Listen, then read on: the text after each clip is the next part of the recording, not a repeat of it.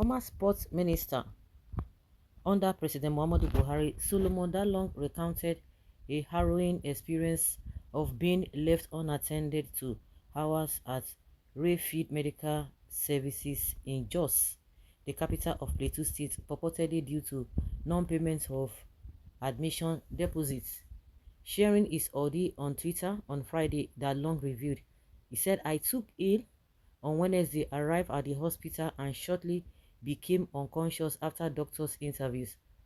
Was referred was ferried into the emergency ward but abandoned for over 4 hours due to non-payments of admission deposits. Regained partial consciousness. Later did the transfer of deposits." Dalong elaborated on his distressing experience, highlighting how he struggled with unconsciousness while grappling with the hospital's demand for an admission deposit of 80,000 naira. He narrated, "After 4 hours, I suddenly became very cold, so I became conscious and I raised my head and saw some drugs in a carton, but I couldn't even move or do anything. So I was just there for a few moments. Then my orderly came in and then the drama of deposit started. Deposit about what?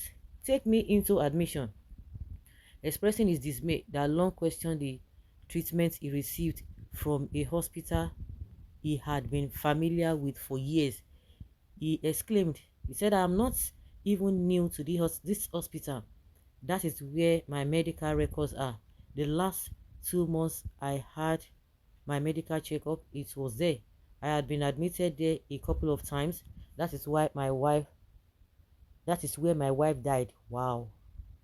They have been treating my family members. That is where I'm here to come to return to terms with how I was treated." The Long's distress continued even after he managed to transfer the required deposits. He recounted the sorry experience of drifting in and out of consciousness while the hospital staff focused solely on financial matters. He stated, "Even at that, when I was transferring the money, it was an experience between two words, because I could hear them speak, but when I spoke to a different word, but they were talking about money, money, money, money." Reflecting on the gravity of his situation, Long emphasized that the potential fatal consequences of such neglect expresses concern for others who might not be as fortunate. He lamented, what has been on my mind is that many would have died from similar situations." As Dalong plans to address the issue with the hospital management, Rayfield Medical Services stated they were unaware of the incident when contacted. Can you imagine? They were unaware that we don't know what this guy is talking about. Waiting in the yarn, not be for we hospital. Well, I think a further investigation. Of course, if he hears this, he will definitely, if it is true, he knows what to do. Dalong should not be too angry about the issue of depositing for treatment. It could be the hospital's policies for any patients coming in should deposit before any treatment. Maybe due to new management. I think where the mistake come from is the fact that Dalong was not informed about it on time. It is necessary for everyone to follow the rules. Even in Europe, they could as well be strict on initial deposit for treatment. Okay, a tip of what common Nigerians are facing on daily basis in our hospitals. I hope you will let the government know and tell them to do something about it. One thing that came to mind: if this man happens to be the president, you see that he will forget all these things. The next thing he wants to be doing is abroad. He will not remember these things again. Many people experience such like treatment from Nigerian hospitals, especially the public ones. If that long as a former minister could experience that one could, then one could imagine what the less privileged are passing through. Is good as you experience it now that you are out of power. I pray the rest should experience the same to know where you politicians did and doing to taxpayers. Like I said, you want to tell me that he has not experienced this kind of a thing? He has experienced it.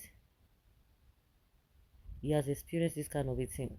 Aren't you lucky that in your own case you could afford to pay the deposit as you did on regaining consciousness? For most others, the money is not even affordable, and as so they can't even buy back their life. Most deaths in this country are as a result of that.